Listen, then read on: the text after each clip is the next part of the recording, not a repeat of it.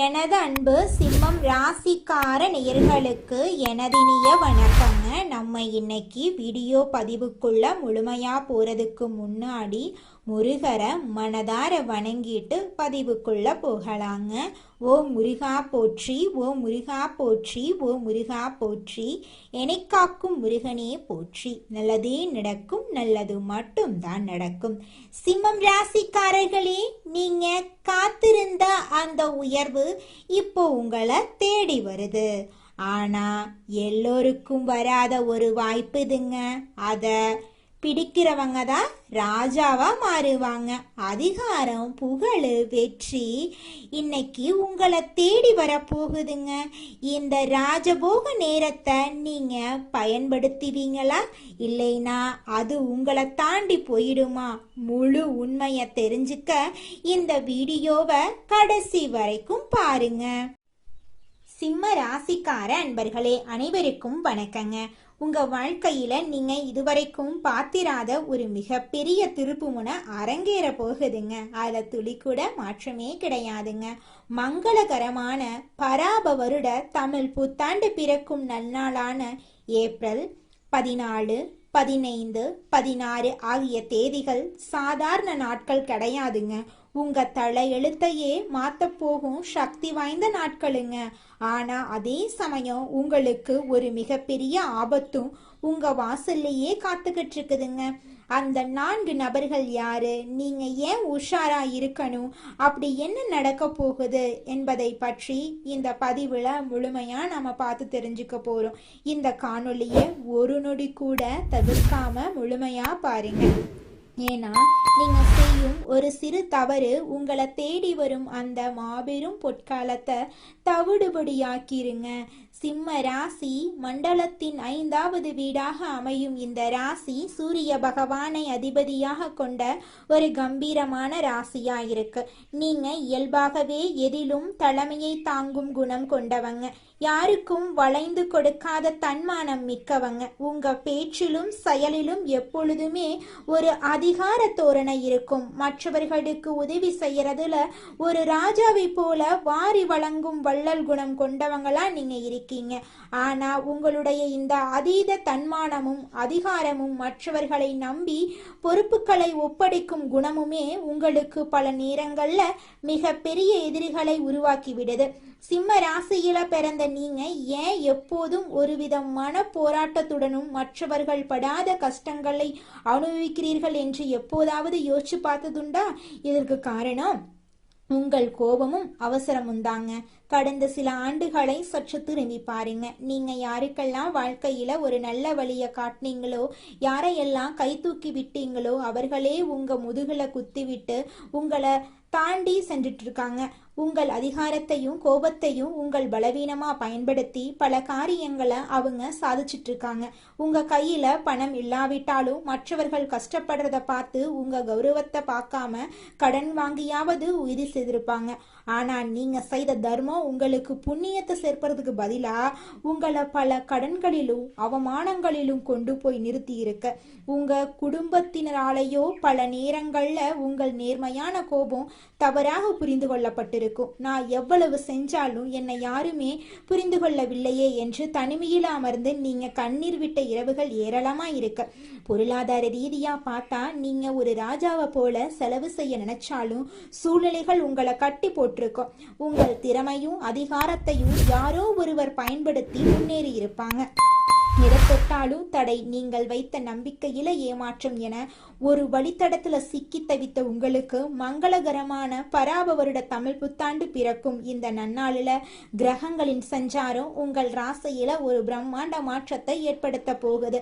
பெண்ணில் சஞ்சரிக்கும் கோள்களின் நிலையில இப்பொழுது ஒரு மிகப்பெரிய மாற்றம் நிகழது. உங்க ராசிநாதனான சூரிய பகவானின் அற்பார்வையும் மற்ற கோள்களின் சூழ்ச்சியும் உங்களுக்கு சாதகமான திசை திரும்புது. இனிமேல் உங்களை சுற்றியிருந்த எதிர்மறை ஆற்றல்கள் அனைத்தும் விலகி நேர்மறையான அதிர்வுகள் உங்க இல்லத்தையும் உள்ளத்தையும் நிரப்ப போகுது. இத்தனை காலம் கையில காசு தங்கவில்லையே, நமது அந்தஸ்து குறைகிறதே என்று வருத்தப்பட்ட காலம் முடிவுக்கு வந்துருச்சு. தடைபட்டு நின்ற அரசு காரியங்கள் அல்லது நீதிமன்ற விவகாரங்கள் இப்போது தங்கு தடையின்றி உங்களுக்கு சாதகமா முடிய போகுது. நீண்ட நாட்களாக உங்கள் திறமைக்கு ஏற்ற பதவி கிடைக்காம திண்டாடிய உங்களுக்கு உயரிய பதவிகள் தேடி வரும். எதிர்பாராத திசையிலிருந்து பணவரவு உண்டாகும். நீங்க இழந்த உங்கள் பழைய ராஜ வாழ்க்கை உங்களை தேடி வரும். இது வெறும் அதிர்ஷ்டம் மட்டுமல்ல, உங்க நேர்மைக்கும் உழைப்புக்கும் இறைவன் கொடுக்கும் அங்கீகாரம். தொழில் மற்றும் அரசியல் துறையில இருக்கிறவங்களுக்கு இது ஒரு பொற்காலம். நீங்க இழந்த அந்தஸ்தா பல மடங்கா திரும்ப பெறும் நேரமா இந்த நேரம் இருக்கு. உங்கள் புதிய திட்டங்கள் மிகப்பெரிய வெற்றியை கொடுக்கும். சமூகத்துல உங்க மதிப்புல பல மடங்கு உயரும். புதிய முதலீடுகளை செய்வதற்கு, புதிய பொறுப்புகளை ஏற்பதற்கும் இதுவே மிகச்சிறந்த தருணமா உங்களுக்கு இருக்குங்க. நிச்சயமா இந்த காலகட்டத்தில் உங்களுக்கு நல்லது தாங்க நடக்கும். உங்களுக்கு எதிராக சதி செஞ்சவங்க எல்லாரும் உங்க காலடியில வந்து விழும்படி நேரம் இதுங்க. இது இந்த ஏப்ரல் 14, 15, 16 ஆகிய தேதிகளில் உங்கள் செல்வாக்கு மிகவும் வலுவா இருக்கும். நீங்க எடுக்கும் ஒவ்வொரு சிறிய முடிவும் பின்னால ஒரு மிகப்பெரிய ஆலமரமா வளர்ந்து உங்களுக்கு நிழல் தரும். சிம்ம ராசிக்கார நேயர்களே, இப்போது நாம பார்க்க போகும் இந்த பகுதி உங்க வாழ்வின் மிக முக்கியமான ஒரு எச்சரிக்கை மணி. அதிர்ஷ்டம் கதவை தட்டும் போது அதே கதவின் பின்னால சில சவால்களும் ஒளிந்திருக்கும் அப்படிங்கிறதா பிரபஞ்சத்தோட நியதிங்க. உங்க வாழ்க்கையில இந்த தமிழ் புத்தாண்டு காலத்துல ஏற்பட போகும் அந்த பொற்கால மாற்றத்தை தடுப்பதற்கோ அல்லது திசை திருப்புவதற்கோ சில மனித உருவல வரும் தடைகள் காத்துக்கிட்டு இருக்கு.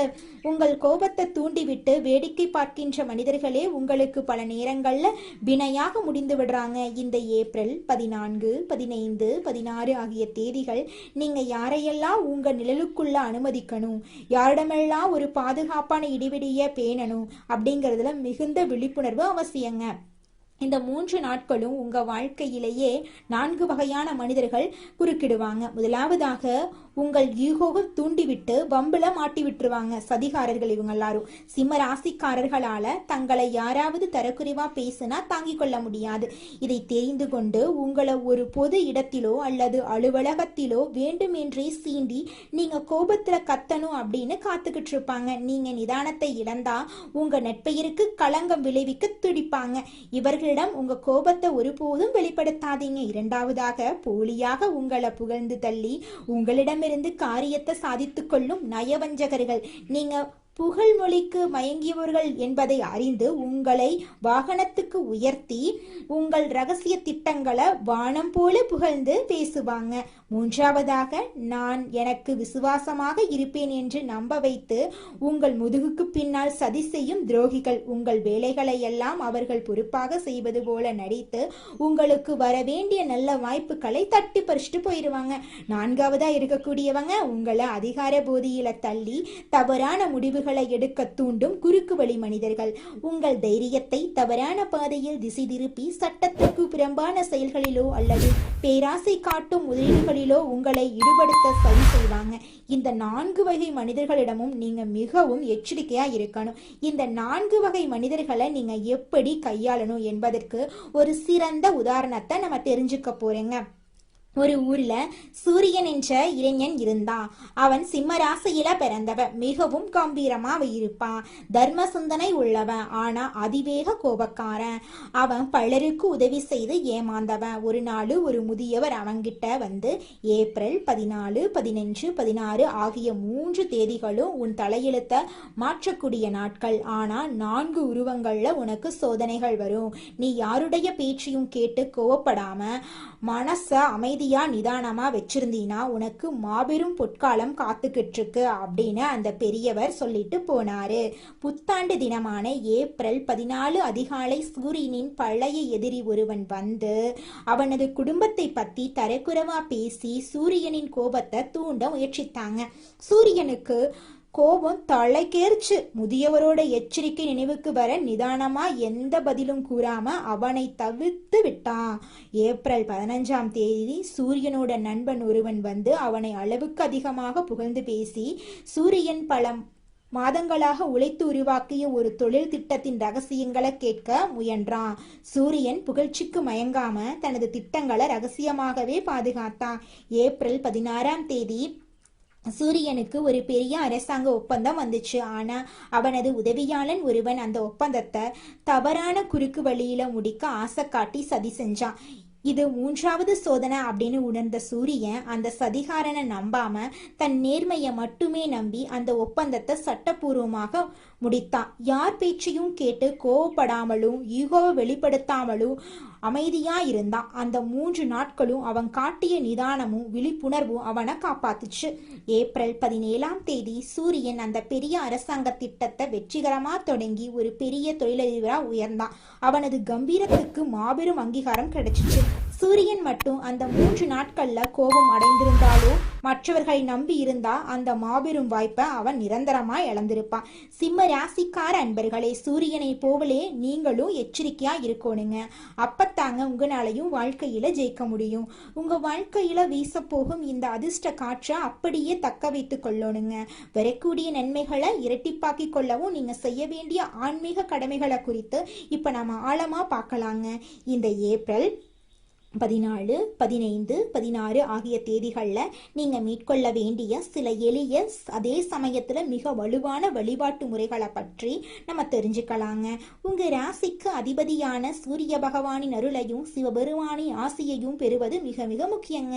இந்த 3 தேதிகளும் அதிகாலையில் பிரம்ம முகூர்த்தத்தில் எழுந்து நீங்கள் நீராடிட்டு சூரிய நமஸ்காரம் செய்யுங்க. செம்பு பாத்திரத்துல நீர் எடுத்து அதுல ஒரு சிட்டிகை மஞ்சள் மற்றும் செவ்வரளி பூக்களை போட்டு சூரிய பகவானை நோக்கி நீரை அர்ப்பணிங்க. ஆதித்ய ஸ்ரீதயம் கேட்பதே அல்லது ஓம் சூரியனாய நமக என்ற மந்திரத்தை உச்சரிப்பதோ உங்க ஆழ்மனதில் இருக்கக்கூடிய கோபங்களை நீக்கி தெளிவான சிந்தனையையும் அளப்பரிய ஆற்றலையும் கொடுக்கும். சூரிய பகவானுக்கு உகந்த இந்த வழிபாட்டை செய்யறது உங்களுக்கு ராஜயோகத்தை பெற்று தருங்க. இத்தனை காலம் நான் பட்ட கஷ்டங்கள் போதும் இறைவா, இனி வரும் காலம் எனக்கு ஒளியாக அமையட்டும் என்று மனதார வேண்டிக் கொள்ளுங்க. அடுத்ததாக தானங்கள்ல சிறந்த தானத்தை பற்றி தெரிஞ்சுக்கலாங்க. சூரிய பகவானின் அருளை பெற கோதுமையால செய்யப்பட்ட உணவுகளை தானம் செய்யறது மிகவும் சிறப்பு வாய்ந்ததுங்க. ஏழை எளியவர்களுக்கு அல்லது ஆதரவற்றவர்களுக்கு கோதுமை உணவுகளை தானமா அளியுங்க. மேலும் தந்தை மற்றும் தந்தை ஸ்தானத்தில் இருக்கக்கூடிய பெரியவர்களின் ஆசையை பெறது உங்க ஜாதகத்தில் இருக்கக்கூடிய தலைகளையும் தோஷங்களையும் வேரோடு அளிக்கும் ஆற்றல் கொண்டதுங்க. உங்களின் சமூக அந்தஸ்து மென்மேலும் பெருக இது உதவுங்க. இந்த 3 நாட்களும் நீங்க சிவப்பு அல்லது ஆரஞ்சு நிற ஆடைகளை அணிகிறது, ஒரு சிறிய சிவப்பு நிற கைக்குட்டையை உங்களுடன் வைத்துக் கொள்றது உங்களுக்கு ஒரு கூடுதல் பலத்தை தருங்க. இது உங்களை சுத்தி ஒரு தெய்வீக பாதுகாப்பு கவசத்தை உருவாக்கி மற்றவர்களின் தீய பார்வையில் இருந்தும் சூழ்ச்சியில் இருந்தும் உங்களை நிச்சயமா பாதுகாக்குங்க. இந்த நாட்கள்ல நீங்க எடுக்கும் ஒவ்வொரு முடிவும் உங்கள் எதிர்காலத்தை நிர்ணயிக்கும் என்பதால ஒவ்வொரு காரியத்தையும் நீங்க கோவப்படாம ஈகோ இல்லாம செய்யுங்க. மற்றவர்கள் உங்களை சீண்டு நாளும் நீங்க நிதானத்தை இழக்கக்கூடாது, மௌனமா இருக்கணும். உங்களுடைய வாழ்க்கையில நல்லது தாங்க நடக்கும். கெட்டதென்ற பேச்சுக்கெல்லாம் துளி கூட இடம் கிடையாதுங்க. அடுத்ததாக நம்முடைய சிம்மம் ராசியில் இருக்கக்கூடிய ஒவ்வொரு நட்சத்திரக்காரர்களுக்கும் இந்த மாதம் எப்படி இருக்குன்னு பார்க்கலாங்க. நம்முடைய சிம்மம் ராசியில் இருக்கக்கூடிய முதல் நட்சத்திரம் மகம். உங்களுக்கு இந்த மாதம் எப்படி இருக்குன்னு பார்க்கலாங்க. இந்த மாதம் தொழில் வியாபாரத்தில் இருந்த போட்டிகள் விலகப் போகுதுங்க. கடன் பிரச்சனை தீரப்போகுதுங்க. ஆர்டர் பிடிப்பதில் இருந்த கஷ்டம் குறைய போகுதுங்க. வியாபாரத்தில் இருந்த போட்டிகள் குறைய போகுதுங்க. உத்தியோகத்தில் இருக்கிறவங்க எளிதாக பணிகளை செய்து முடிக்க போறீங்க. மேலதிகாரிகளின் ஒத்துழைப்பு உங்களுக்கு கிடைக்க போகுது. உங்க குடும்பத்துல இது நாள் வரைக்கும் இருந்த அனைத்து பிரச்சனைகளுக்கும் தீர்வு கிடைக்கக்கூடிய மாதமா உங்களுக்கு இந்த மாதம் இருக்குதுங்க. உங்களுடைய ஆசைகள் கனவுகள் எல்லாமே நிறைவேற போகுதுங்க. உங்க வாழ்க்கையில இது நாள் வரைக்கும் தடைபட்ட அனைத்து காரியங்களுமே இனி வரக்கூடிய காலங்கள்ல தங்கு தடையின்றி நடக்க போகுதுங்க. உங்க வாழ்க்கையே இனி வரக்கூடிய காலங்கள்ல பிரகாசமான வாழ்க்கையா மாறப்போகுதுங்க. உங்களுடைய கனவுகள் எல்லாமே நிறைவேற போகுதுங்க. உங்கள் கையில் பணப்புழக்கம் அதிக அளவில் இருக்க போகுதுங்க. அடுத்ததாக நம்முடைய சிம்மம் ராசியில் இருக்கக்கூடிய நட்சத்திரம் பூரம். உங்களுக்கு இந்த மாதம் எப்படி இருக்குன்னு பார்க்கலாங்க. இந்த மாதம் பாதியில் நின்ற வீடு கட்டும் பணியை நீங்கள் மீண்டும் தொடங்க போறீங்க. சிலர் புதிய வீட்டுக்கு குடியேற போறீங்க. கணவன் மனைவிக்கிடையே திடீரென்று கருத்து வேறுபாடுகள் உண்டாகலாம். கொஞ்சம் கவனமாக இருந்துக்கோங்க. பிள்ளைகளின் கல்வியில் முன்னேற்றம் காணக்கூடிய மாதமாக இந்த மாதம் இருக்குது. திருமணம் ஆகாதவங்களுக்கு திருமணம் நடக்க போகுதுங்க. குழந்தை பாக்கியம் இல்லாதவர்களுக்கு குழந்தை பாக்கியம் கிடைக்க போகுதுங்க. பூர்வீக சொத்து ரீதியாக இருந்த அனைத்து பிரச்சனைகளுக்கும் தீர்வு கிடைக்கக்கூடிய மாதமாக உங்களுக்கு இந்த மாதம் அமைஞ்சிருக்குதுங்க. உங்கள் குடும்பத்தில் இதுநாள் வரைக்கும் இருந்த சண்டை சச்சரவுகள் எல்லாமே காணாமல் போக போகுதுங்க. உங்களுடைய மனக்கவலைகள் நீங்க போகுதுங்க. உங்களுடைய உடல்நிலை ஆரோக்கியமாக இருக்க போகுதுங்க. உங்கள் வாழ்க்கையே அழகான வாழ்க்கையாக மாறப்போகுதுங்க. அடுத்ததாக நம்முடைய சிம்மம் ராசியில் இருக்கக்கூடிய நட்சத்திரம் உத்திரம் 1ஆம் பாதம். உங்களுக்கு இந்த மாதம் எப்படி இருக்குன்னு பார்க்கலாங்க. இந்த மாதம் மற்றவங்க கிட்ட பேசும்போது நீங்கள் கவனமாக பேசுறது நல்லதுங்க. வீண் அலைச்சலெல்லாம் குறைய போகுது. மாணவர்களுக்கு கல்வியில் முன்னேற்றம் அடையக்கூடிய மாதமாக இந்த மாதம் இருக்குதுங்க. விளையாட்டு போட்டிகளில் மாணவர்கள் கலந்து கொண்டு விளையாட்டு திறமையை வெளி உலகத்தில் வெளிப்படுத்த போகிறாங்க. கலைத்துறையினருக்கு கலைத்திறமையை வெளிப்படுத்தக்கூடிய மாதமாக இந்த மாதம் அமைஞ்சிருக்குதுங்க. குழந்தை பாக்கியம் இல்லாதவர்களுக்கு குழந்தை பாக்கியம் கிடைக்க போகுதுங்க. திருமணம் ஆகாதவர்களுக்கு திருமண தடை நீங்கி திருமணம் நடக்க போகுதுங்க. வீடு கட்ட போகிறீங்க, நிலம் வாங்க போகிறீங்க, ஆடை ஆபரணங்கள் எல்லாம் வாங்க போகிறீங்க. உங்கள் குடும்பத்தில் தொடர்ச்சியாக சுப நிகழ்ச்சிகள் நடக்க போகுது. தாய் மாமன் வழி உறவுகளின் மூலம் உங்கள் குடும்பத்தில் நல்ல காரியங்கள் எல்லாம் நடக்க போகுதுங்க. இது நாள் வரைக்கும் இருள் நிறைந்த உங்கள் வாழ்க்கையில் இந்த மாதம் பிரகாசமாக மாறப்போகுதுங்க.